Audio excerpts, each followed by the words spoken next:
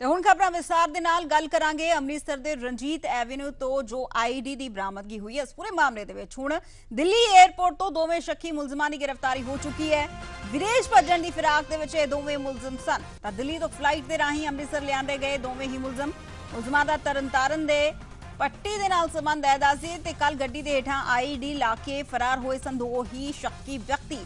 CCTV ਦੇ ਵਿੱਚ ਦੋਵੇਂ मोटरसाइकिल सवार मुलजम जो ने वो कैद हुए सन। पूरी वारदात पूरी घटना जो है वो कैद हुई सी। किस तरह इन्हां दे वल्लों इस गड्डी दे हेठां खास तौर ते आईडी नूं फिट किया गया ते मौके तो 9 ਤੋਂ 11 ਇਹ ਹੋਏ। बीते कल यह मामला सुर्खियां दे विच आया, सीसीटीवी वीडियो सामने आया ਤਾਂ ਪਲ-ਪਲ ਦੀ ਅਪਡੇਟ ਤੁਹਾਡੇ ਤੱਕ ਪਹੁੰਚਾਈ ਤੇ ਹੁਣ ਇਸ ਪੂਰੀ ਖਬਰ ਦੇ ਵਿੱਚ ਵੱਡੀ ਅਪਡੇਟ ਇਹੀ ਹੈ ਕਿ ਦੋਵੇਂ ਮੁਲਜ਼ਮ ਜੋ ਨੇ ਉਹ ਗ੍ਰਿਫਤਾਰ ਕਰ ਲਏ ਗਏ ਨੇ। ਅੰਮ੍ਰਿਤਸਰ ਦੇ ਰਣਜੀਤ ਐਵੇਨਿਊ ਤੋਂ ਆਈਡੀ ਬਰਾਮਦਗੀ ਇਸ ਮਾਮਲੇ ਦੇ ਵਿੱਚ ਦਿੱਲੀ 에ਅਰਪੋਰਟ ਤੋਂ ਦੋਵੇਂ ਸ਼ੱਕੀ ਮੁਲਜ਼ਮਾਂ ਦੀ ਗ੍ਰਿਫਤਾਰੀ ਹੋਈ ਹੈ। ਹਾਲਾਂਕਿ ਵਿਦੇਸ਼ ਭੱਜਣ ਦੀ ਫਿਰਾਕ ਦੇ ਵਿੱਚ ਦੋਵੇਂ ਮੁਲਜ਼ਮ ਸਨ। ਇਹ ਦੱਸ ਦਈਏ ਕਿ ਦਿੱਲੀ ਤੋਂ ਫਲਾਈਟ ਦੇ ਰਾਹੀਂ ਅੰਮ੍ਰਿਤਸਰ ਇਹਨਾਂ ਨੂੰ ਲਿਆਂਦਾ ਗਿਆ ਹੈ ਤੇ ਮੁਲਜ਼ਮਾਂ ਦਾ ਤਰਨਤਾਰਨ ਦੇ ਪੱਟੀ ਦੇ ਨਾਲ ਸੰਬੰਧ ਹੈ। ਦੱਸ ਦਈਏ ਕੱਲ ਗੱਡੀ ਦੇ ਹੇਠਾਂ ਆਈਡੀ ਲਗਾ ਕੇ ਇਹ ਦੋਵੇਂ ਹੀ ਸ਼ੱਕੀ ਵਿਅਕਤੀ ਫਰਾਰ ਹੋ ਗਏ ਸਨ। ਹਾਲਾਂਕਿ ਪੂਰੀ ਘਟਨਾ ਸੀਸੀਟੀਵੀ ਦੇ ਵਿੱਚ ਵੀ ਕੈਦ ਹੋਈ ਸੀ। ਸੀਸੀਟੀਵੀ ਦੇ ਵਿੱਚ ਦੋਵੇਂ ਹੀ ਮੋਟਰਸਾਈਕਲ ਸਵਾਰ ਮੁਲਜ਼ਮ ਜੋ ਨੇ ਉਹ ਕੈਦ ਹੋਏ ਸਨ। ਹੁਣ ਇਸ ਪੂਰੇ ਮਾਮਲੇ ਦੇ ਵਿੱਚ ਇੱਕ ਤੋਂ ਬਾਅਦ ਇੱਕ ਕਰਕੇ ਪਰਤਾਂ ਜੋ ਨੇ ਉਹ ਖੁੱਲਦੀਆਂ ਹੋਈਆਂ ਨਜ਼ਰ ਆ ਰਹੀਆਂ ਨੇ ਔਰ ਪੁਲਿਸ ਜੋ ਹੈ ਇਹਨਾਂ ਮੁਲਜ਼ਮਾਂ ਦਾ ਰਿਮਾਂਡ ਲਏਗੀ ਔਰ ਬਕਾਇਦਾ ਪੁੱਛਗਿੱਛ ਜੋ ਹੈ ਇਹ ਕੀਤੀ ਜਾਏਗੀ।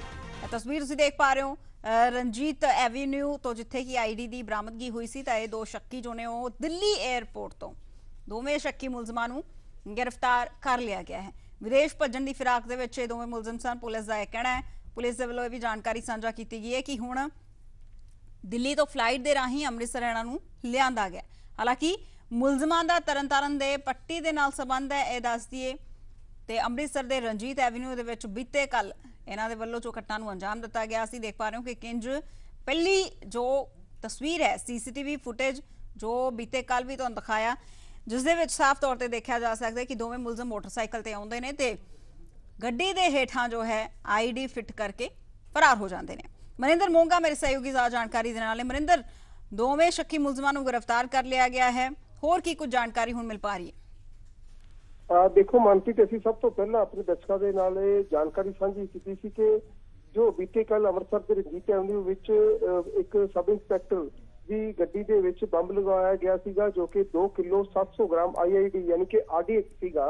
ਤਾਂ ਉਸ ਮਾਮਲੇ ਵਿੱਚ ਲੋੜੀਂਦੇ ਦੋਨੋਂ ਦੋਸ਼ੀ ਜਿਨ੍ਹਾਂ ਦੀ ਤਸਵੀਰਾਂ ਸੀਸੀਟੀਵੀ ਵਿੱਚ ਨਜ਼ਰ ਆਈਆਂ ਸਨ ਉਹਨਾਂ ਦੋਸ਼ੀਆਂ ਨੂੰ ਪੰਜਾਬ ਪੁਲਿਸ ਵੱਲੋਂ ਗ੍ਰਿਫਤਾਰ ਕਰ ਲਿਆ ਗਿਆ ਹੈ। ਤਾਂ ਇਹ ਸਾਡੀ ਜਾਣਕਾਰੀ ਜਿਹੜੀ ਉਹ ਬਿਲਕੁਲ ਸਹੀ ਸਾਬਤ ਹੋਈ ਔਰ ਹੁਣ ਤੋਂ ਸਾਨੂੰ ਜਾਣਕਾਰੀ ਮਿਲੀ ਉਸ ਸਾਰੇ ਦੋਨੋਂ ਦੋਸ਼ੀਆਂ ਨੂੰ ਦਿੱਲੀ 에ਅਰਪੋਰਟ ਤੋਂ ਗ੍ਰਿਫਤਾਰ ਕੀਤਾ ਗਿਆ ਔਰ ਇਹ ਦੋਹਾ ਕਤਰ जान की तैयारी सन अपनी फ्लाइट के राही उड़ान के राही। तो मौके पर जाके पुलिस वालों इत्थों जो टीम बाई एयर रवाना की गई इन्हां दी पछाण होने तो बाद और जो इन्हां नूं गिरफ्तार करने तो बाद हुण विस्तार एयरलाइन की उड़ान के राही जिहड़ा अमृतसर लिआंदा गया सी लगभग 2:50 ते और उस तो बाद उन्हां नूं स्टेट स्पैशल ऑपरेशन सैल के ਵਿੱਚ ਲਿਜਾਇਆ ਗਿਆ ਜਿੱਥੇ ਉਹਨਾਂ ਦੀ ਜੋ ਕਾਗਜ਼ੀ ਕਾਰਵਾਈ ਹੈ ਅਮਲ ਵਿੱਚ ਲਿਆਉਣ ਤੋਂ ਬਾਅਦ ਉਹਨਾਂ ਦਾ ਰਿਮਾਂਡ ਹਾਸਲ ਕੀਤਾ ਜਾਊ ਕਿਉਂਕਿ ਅਨੇਕਾਂ ਸਵਾਲ ਇਹਨਾਂ ਦੀ ਗ੍ਰਿਫਤਾਰੀ ਤੋਂ ਬਾਅਦ ਦੇ ਨਾਲ ਜੁੜੇ ਨੇ ਕਿ ਕਿੱਥੋਂ ਇਹਨਾਂ ਕੋਲੋਂ ਇਹ ਜਿਹੜੇ ਏਡੀ ਵੱਡੀ ਮਾਤਰਾ ਦੇ ਵਿੱਚ ਵਿਸਫੋਟਕ ਜਿਹੜੀ ਸਮੱਗਰੀ ਹੈ ਉਹ ਇਹਨਾਂ ਵੱਲੋਂ ਲਿਆਂਦੀ ਗਈ ਸੀ ਔਰ ਇਹਨਾਂ ਦਾ ਮੰਤਵ ਕੀ ਸੀ ਕਿ ਇਹ ਕੋਈ ਨਿੱਜੀ ਰੇਸ਼ਨ ਸੀ ਜਾਂ ਇੱਕ ਵੱਡਾ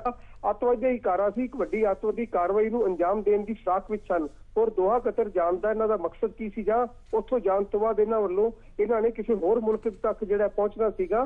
ਤਾਂ ਅਨੇਕਾਂ ਗੱਲਾਂ ਦੇ ਸਵਾਲ ਅਨੇਕਾਂ ਗੱਲਾਂ ਦੇ ਜਵਾਬ ਜਿਹੜੇ ਹੈ ਹੁਣ ਇਹਨਾਂ ਤੋਂ ਰਿਮਾਂਡ ਦੇ ਵਿੱਚ ਹਾਸਲ ਕੀਤੇ ਜਾਣੇ ਅਤੀ ਜ਼ਰੂਰੀ ਨੇ ਕਿ ਅਸਲ ਕਿਸ ਸੰਗਠਨ ਦੇ ਨਾਲ ਜੁੜੇ ਨੇ, ਕਿੱਥੇ ਕਿੱਥੇ ਇਹਨਾਂ ਦੀਆਂ ਤਾਰਾਂ ਜੁੜੀਆਂ ਨੇ, ਕਿ ਇਸ ਤੋਂ ਪਹਿਲਾਂ ਵੀ ਇਹ ਕਿਸੇ ਇਹੋ ਜਿਹੀ ਕਾਰਵਾਈ ਨੂੰ ਅੰਜਾਮ ਦੇ ਚੁੱਕੇ ਹਨ।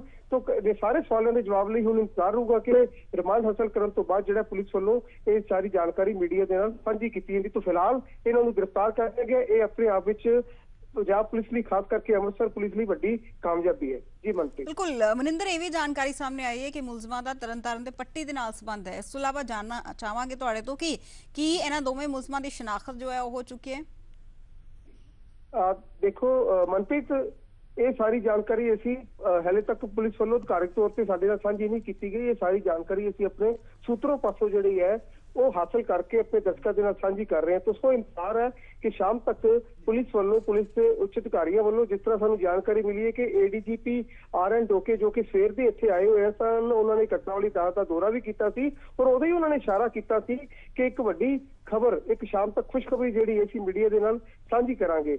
तो उदे ही इस गल दे जिहड़ा संकेत उन्होंने कर दिता सी कि इन्हां लोकां दी, इन्हां दोनों शक्की अतवादियों की पछाण जिहड़ी है हो चुकी है।